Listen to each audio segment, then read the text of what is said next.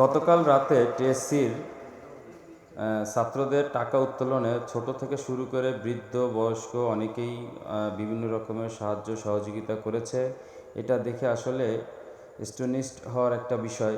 ছোট বাচ্চারা তাদের ব্যাংক সহ দীর্ঘদিন জমানো টাকা তারা এই ত্রাণ সাময়িক তহবিলে ছাত্রদেরকে এরকমভাবে দিয়ে গেছেন।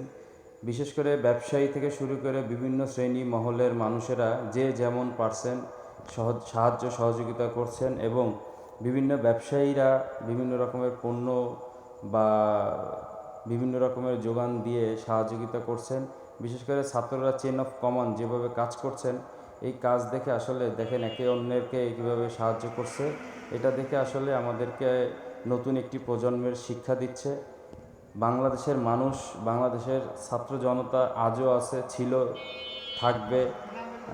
শুধুমাত্র তাদেরকে পিছন থেকে বড় বড় যারা আমাদের ব্যবসায়ী আছেন বা রাজনৈতিক মহলে যত ভাইরা আছেন সবাই সহযোগিতা করলে আলহামদুলিল্লাহ আমাদের সামনে এগিয়ে যাওয়া সহজ হবে। হ্যাঁ, তো বিশেষ করে কেউ ফেনীতে যাবেন না।